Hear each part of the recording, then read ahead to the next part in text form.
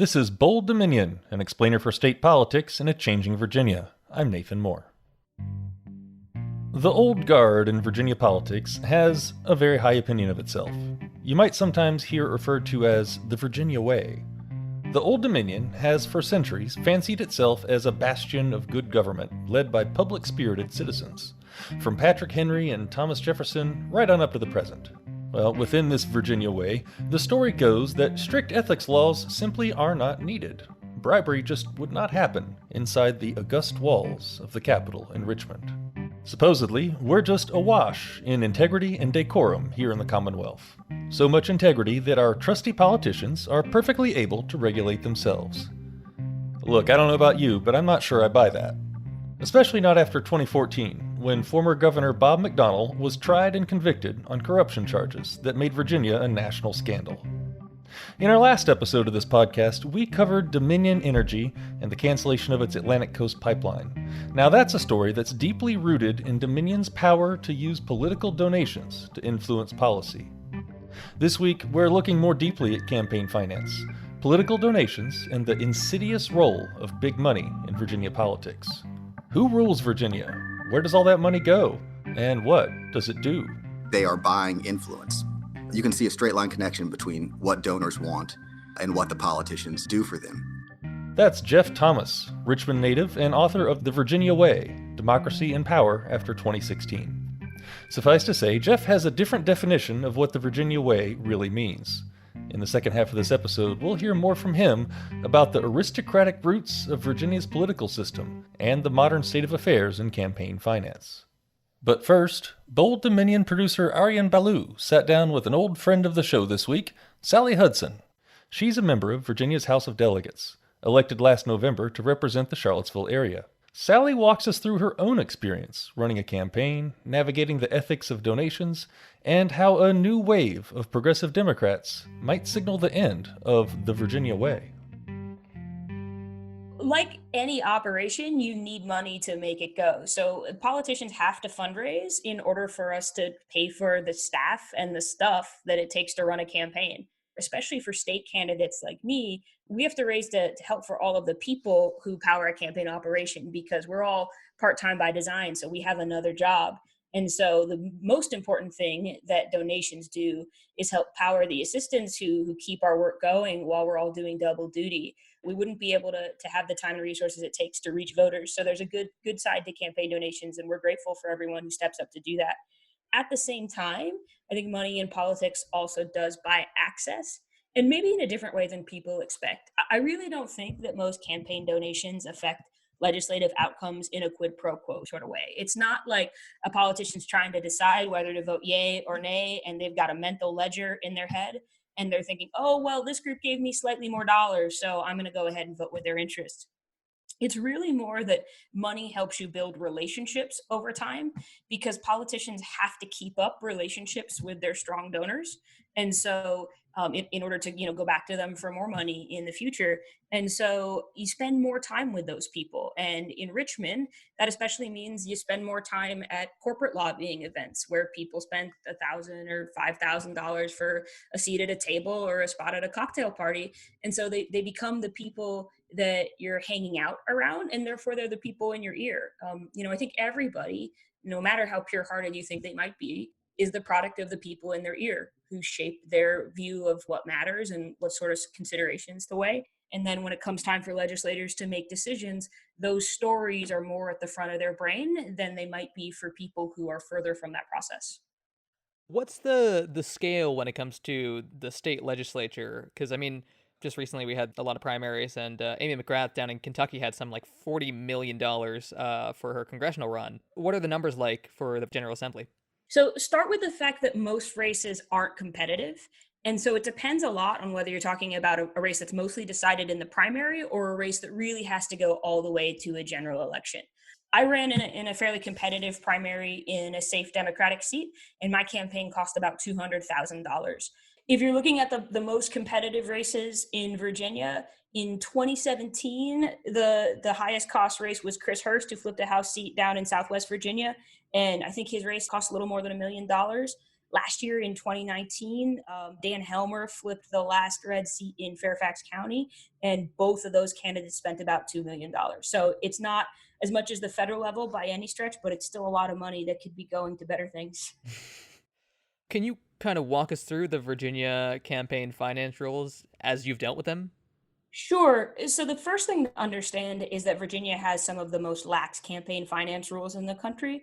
So in some ways, anything goes. And in particular, there is no prohibition on corporate contributions like there is in so many states. And there's no cap on the size of contributions. So pretty much anybody can donate and they can donate as much as they want. Are there limitations on what it can be used for?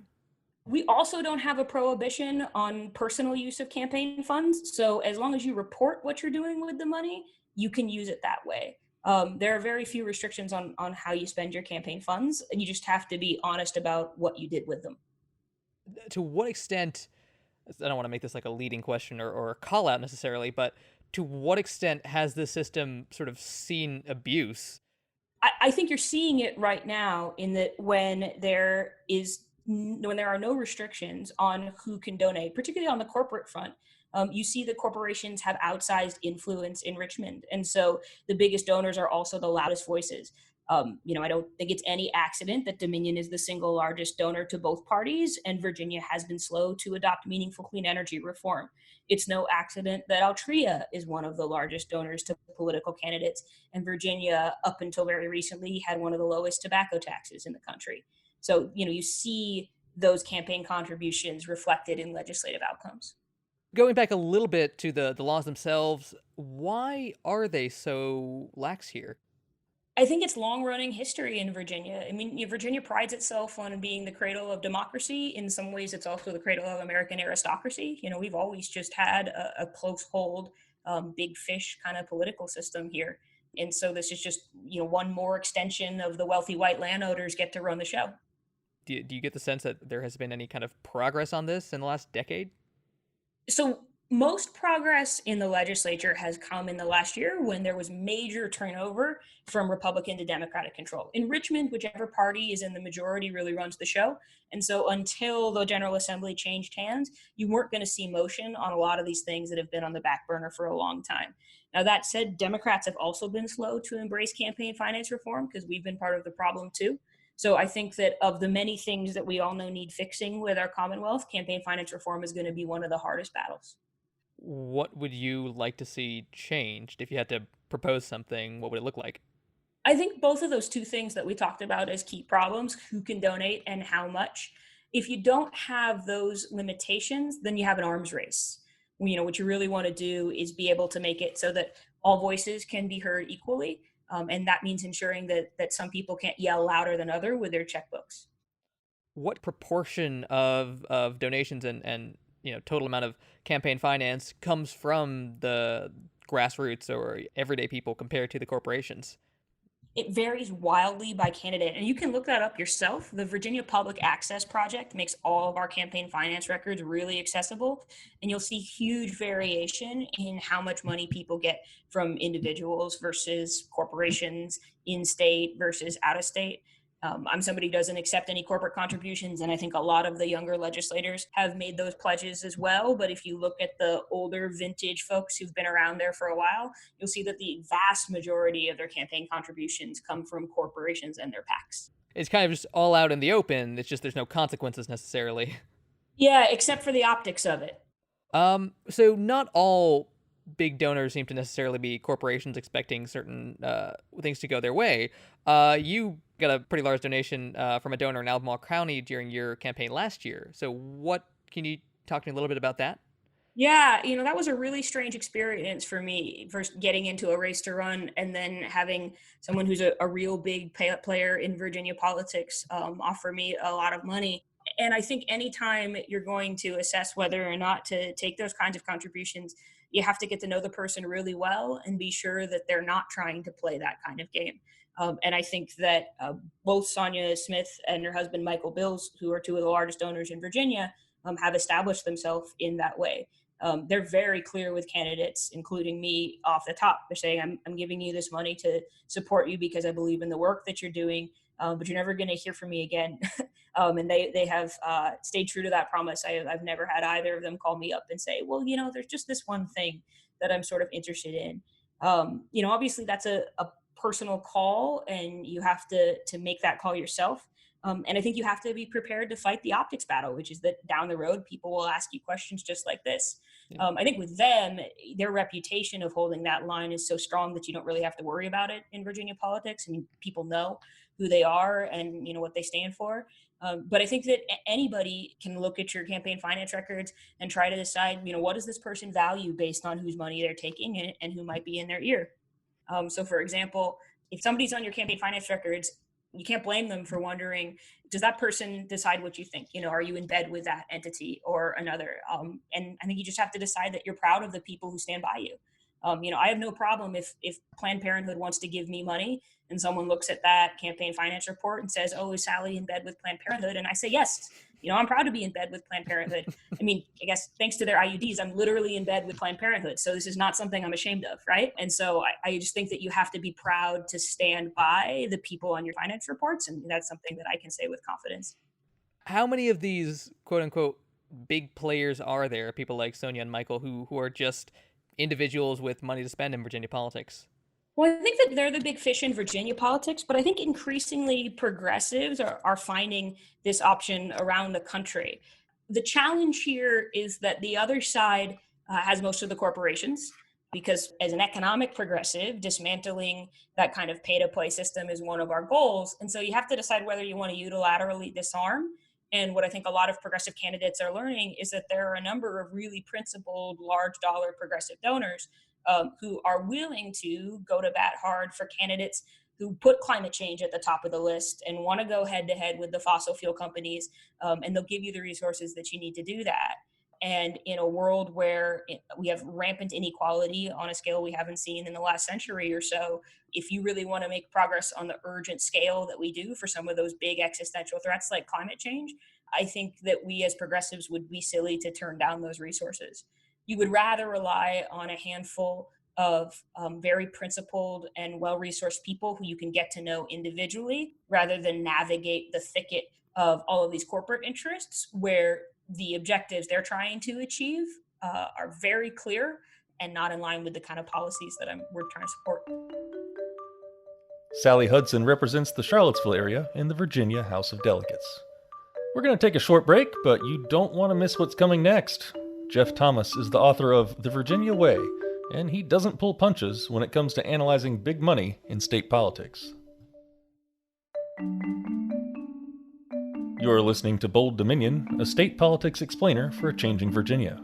Visit us online at bolddominion.org. Have a friend who's trying to figure out Virginia state politics?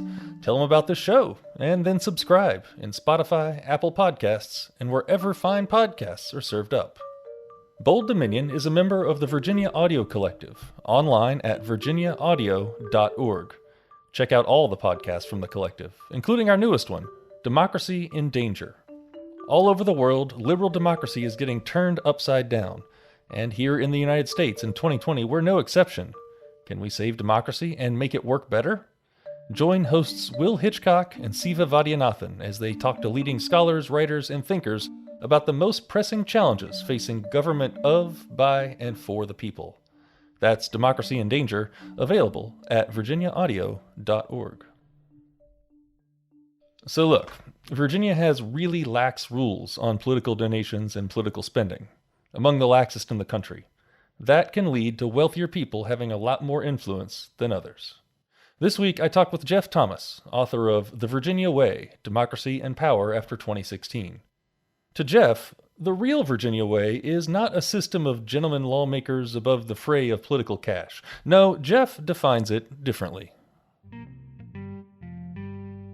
The Virginia way is the dominant economic narrative of the ruling class, and the specifics of it change. Of course, there's a racial element, but the key is that for the last 400 years, ever since Virginia was founded as a corporation, the ruling class has done whatever it can to enhance and maintain its control over power and over resources. Let's reach back into the history on some of that, with Virginia being founded in the 1600s as a corporation, really just a profit-making enterprise in this new continent. all the way up to the present. How do you trace that lineage? Yeah, Virginia was founded as the Virginia Corporation of London as a speculative venture. And what happened was the king granted to his cronies large areas of land, such as Fairfax, and they were fiefdoms. And what happened was you had black and white servitude. So whether you are a black enslaved person or a white enslaved person who had a period of indentured servitude of 7 years, you would come and you would be worked to death, and Lord Fairfax would make 1,000% profit on your labor. And when you died, they would find another person from London or what is now called Gambia or places like those and make profit off of them in the same way. Of course, things are, suffice to say, much, much, much better now. But that sort of class-based and racial system has continued to the present day. We have very poor social services in general. We have an excellent university system. The university system, especially at UVA, is sort of a dual university system. It's an actual system that supports the middle class and lower middle class and does what it's supposed to do in terms of educating people. But it also is sort of a corporate training ground for the old, Virginia way power elite. And the public school system in Virginia is not good. It is good in some localities, but it is terribly underfunded, not just the poor white areas, but also poor black areas. Virginia sometimes in its tourism slogan says that, U.S. history is Virginia history, and certainly some of those early days. And I think that's true also with looking at race and class as these primary lenses. Let's look at, say, the last, 50 to 100 years. I mean, how has the big money continued to really regenerate itself as the elite in Virginia? Yeah, capitalism has changed a lot in Virginia. What it used to be is that the people who owned the state, their firstborn sons, would continue to own the state. Harry Byrd, of course, was a descendant of William Byrd, who founded Richmond. Harry Byrd was the most powerful politician in Virginia for 40 years. Now it's about money. You don't have to be descended from some elite aristocrat or whatever. If you have money, that is really sort of the only thing that matters. And that reflects America to some degree. These dynastic fortunes are no longer within families. They're within these immortal creatures called corporations. So Dominion Energy or Altria or other corporations that are sort of parasitic, what they do is they buy the legislature. Virginia is the only state where corporations can spend unlimited amounts of money, and the legislators or the people who are raising the money can spend that money on personal expenses. The only state. You can't do what we do in Virginia in any other state. It's all the more ironic because those people do not, generally speaking, face competitive elections. So, for example, in 2015, Tommy Norman, the Senate Majority Leader at the time, did not face a primary challenger or anybody in the general election. He literally, he ran unopposed. He raised $1 million for his election campaign. a lot of that money came from Dominion. So what is he spending that on? He's not spending it on anything. They are buying influence. You can see a straight line connection between what donors want and what the politicians do for them. So we've moved from the era of dynastic family wealth to really just the money, the corporate wealth. And so who owns Virginia today? You've mentioned Dominion, you've mentioned Altria. Yeah, this is really fascinating. What has happened since the McDonald scandals has come at the same time that the sources of capital and power in the United States are shifting. We are changing from a 20th century economy with, of course, General Motors and utilities and coal mining and all the rest to a high-tech, economy where Apple and Facebook and Amazon are really sort of the way of the future. What happened in Virginia is that the less power Dominion has, the more people like Michael Bills have. Who is Michael Bills? He was the head of the UVA investment advisory arm. He was a Goldman Sachs guy. He's got more money than he's got many hundreds of millions of dollars. My understanding is. I think the word is oodles. I think he has oodles of money, and he is coming in and saying, if you take money from Dominion, then I will not give you any money. If you don't take money from Dominion, then I will give you, I believe it's something like $10,000 or $25,000, hundreds of thousands if you're the governor. So Virginia has changed since the McDonald scandals. Things have gotten a little bit better, but part of that is just because the money that's being flooded into the system is not as corrupt. Michael Bills and people like him are not trying to line their own pockets. They believe more in good government. And what we're seeing, this was really fascinating. The law did not change in any substantive way. Anything that McDonald did, whether that was illegal or not, it is just as illegal or not today. Let me back this up just a little bit for listeners who may not know the ins and outs of the McDonald scandal a few years ago. Former Governor Bob McDonnell, after his term of office, he was tried and convicted of corruption charges, but then that conviction later overturned by, I believe, the Supreme Court or another federal court. Take me through what that case was in brief, and then let's get into the repercussions of it. Johnny Williams was a guy who has oodles of money down here in Richmond. He founded a medical supply company, and he was a con man. Okay, he put tobacco in microwaves and claimed that he invented a drug that would help treat Alzheimer's, which is, of course, false, which is like transparently, comically false. So, but he started to bribe Bob McDonnell as soon as he became elected. Johnny Williams became very close with Bob McDonnell's wife and would take her, to New York to go on shopping sprees. People, of course, thought that they had another sort of relationship. Who knows? But 10 days after Bob McDonnell left office, he was indicted. It turns out that he was trying to get UVA Medical School and VCU Medical School to test this irradiated tobacco on state employees, which is totally insane. Thank God that we never did that. And he was convicted by jurors, his peers. I believe he and his wife were both found guilty of 10 felonies. Maybe it was 11 apiece, something like that. The convictions were not ultimately overturned, in which case he would have been found innocent. They were vacated, which means that he has not been found guilty or innocent. The United States Supreme Court ruled that the jury instructions were flawed at the trial court level. They sent the case back to the Court of Appeals. The Obama Justice Department decided not to pursue those convictions. Of course, this was a very big national news story, not to mention a state news story. And all these politicians pledged never to never allow any of this corruption to happen again. And what they did was they lied. What happened since the McDonnell scandal is that the sort of tawdry gift giving has turned just straight to cash. Johnny Williams flew the First Lady up and spent $70,000 on dresses. Dominion Energy gave Ralph Northam $50,000 for his campaign and $50,000 for his inauguration, which I still don't understand why people give money to an inauguration after somebody is elected. That just is transparently corrupt to me, but that's just the way it is. Ralph Northam also owns Dominion stock. So which one is worse? In my opinion, giving straight cash is worse, but it is less tawdry. I think there's sort of a PR aspect to it. So a lot of this stuff that used to happen 10 years ago, taking legislators on hunting trips and the various gifts that I mentioned and so forth, which were not unusual except in the scale, that doesn't happen anymore. But the money is still flooding the system. And as I said, the sources of money are changing, and the level, the amount of money that's flooding the system is also accelerating.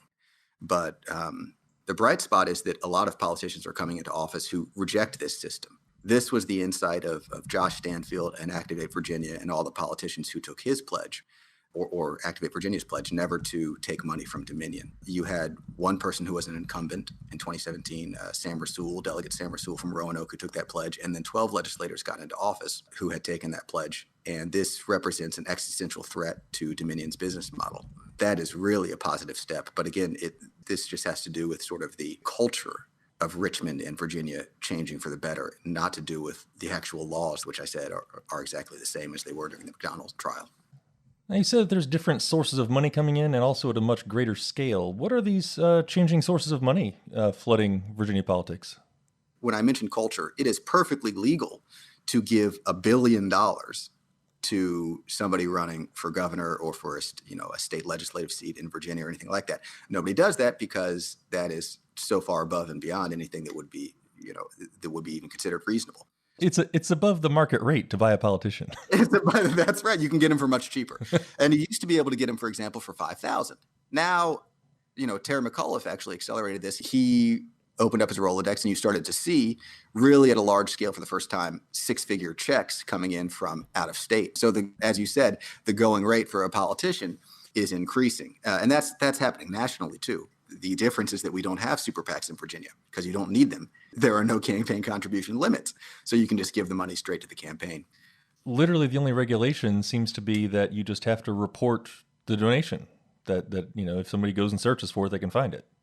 They asked the clerk of the House of Delegates when anybody has ever been found in violation of that statute. She said she could not recall a single instance over 30 years. And even if somebody had been found guilty of shirking those responsibilities, the fine is $500 that is paid out of the campaign fund. Right. So Where do things go from here? You mentioned a bright spot. There are some politicians coming into the system who don't go along with this system. Who are they? The politicians are really the people who came into office as fresh men or fresh women in 2017 and in 2019. Obviously, last year, the Virginia House of Delegates flipped. This is all due to the aversion to Trump and the fact that Virginia is becoming a blue state. The people who are coming into office are a different type of Democrat, and they are still in the minority. But when you see the Democratic Party of Virginia changing and to some degree the Republican Party of Virginia changing, you can start to see how the system itself could change. A lot of these politicians got into office overtly running on an anti-Dominion platform. That gets them votes. What's also so fascinating about Dominion is that in other states, the electric monopoly is seen as a pool of money. Why? Because you can order them to give refunds to your constituents.